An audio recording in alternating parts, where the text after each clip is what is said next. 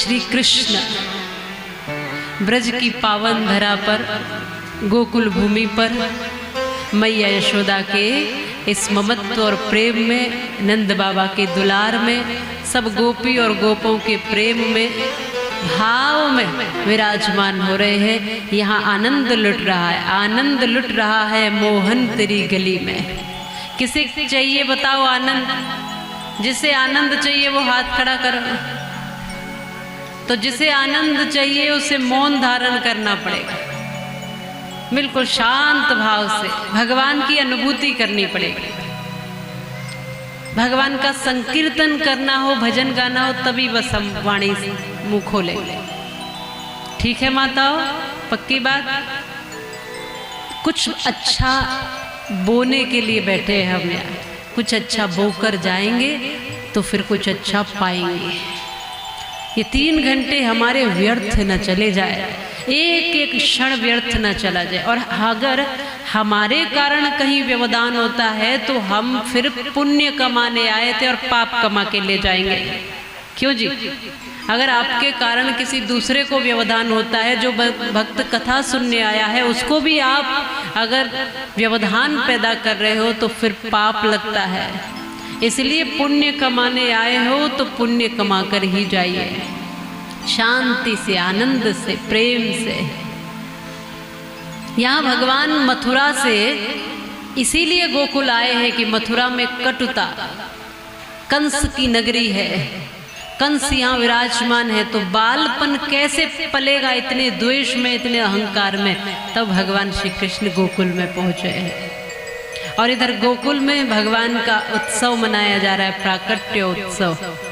और वहाँ से योग माया को लेकर के श्री वसुदेव जी वापस मथुरा में आए। और जेल में जैसे ही पहुँचे उस मथुरा की, अपने आप हथकड़ी लग गई, बेड़ियाँ लग गई, ताले लग गए, पहरेदार जग गए, सब पहले के जैसा हो गया।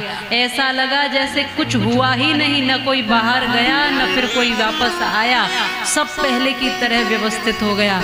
और रोने की आवाज़ जब उस कन्या की आई तो दौड़ता हुआ कंस आया।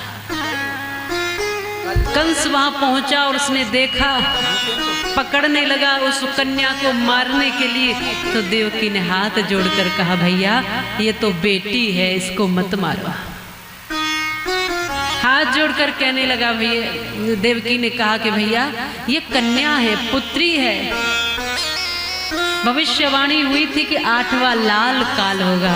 ये लाल नहीं, ये तो लाली है, ये तो कन्या है, इसको मत मारो। आज देवकी ने हाथ जोड़कर रो रो के निवेदन किया, मेरे 6-7 पुत्र, जो भी सब पुत्रों को तुमने मारा। माँ देवकी से तो 7 के 7 पुत्र दूर हो गए ना, जिसमें से कि 6 तो कंस ने मारे और एक संकर्षण विधि द्वारा वो रोहिणी के गर्भ में स्थापित करा दिया, जिनको बलराम कहा। और बलराम जी ने रोहिणी के गर्भ से अवतार लिया। आज हाथ जोड़कर कहने लगी, भैया मैं इसी के सहारे बाकी का जीवन जी लूंगी, मुझे कोई शिकायत नहीं है आपसे, पर इतने निष्ठुर मत बनो, मेरी बेटी को, मेरी कन्या को मत मारो। बार बार निवेदन किया, बार बार। लेकिन दुष्ट व्यक्ति के अंदर, क्रूर व्यक्ति के अंदर भाव कहाँ से आए, दया कहाँ से आए? उसने सोचा कि क्या पता देवताओं की कोई चाल हो, पुत्र के बजाय पुत्री बना के भेजा हो मेरे काल को, इसलिए अभी समाप्त कर देता हूँ। और पैर पकड़ करके पत्थर से मारना चाहा, तुरंत उसके हाथ से छूट करके वह देवी भगवती बन गई, अष्टभुजा धारिणी भगवती बन करके प्रकट हुई है। बोलिए भगवती मात की जय हो। वही छोटी सी कन्या योग माया और इसके हाथ से छूटकर आकाश में प्रकट होती हुई अष्टभुजा धारिणी दुर्गा बनकर प्रकट हुई। और यह कहती हुई, अरे दुष्ट कंस, तू मुझे क्या मारेगा? तेरे मारने वाला तो कहीं और पल रहा है, तू क्या मारेगा मुझे? तेरा पाप का घड़ा जल्दी भरने वाला है।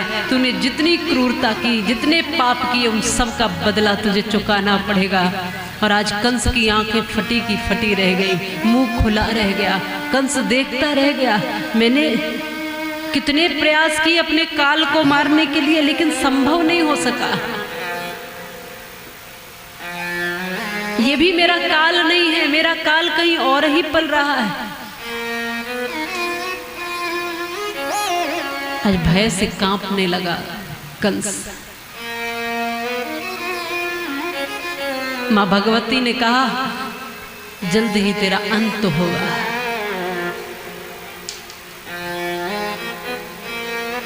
जल्द ही तुझे अपने ही किए हुए कर्म का फल मिलेगा। छोटे छोटे से निर्दोष बालकों को मारा इसने, अपने पिता तक को जेल में डाल दिया। ऐसा क्रूर व्यक्ति, अपनी बहन को जेल में डाला हुआ, अपनी बहन के छोटे छोटे बालकों को मारा हुआ, आज भी इस कन्या तक को मारने के लिए चल पड़ा। इसके पाप का घड़ा मानो और भी भर गया है। क्रूरता की सारी हद पार कर। कंस पापी व्यक्ति है।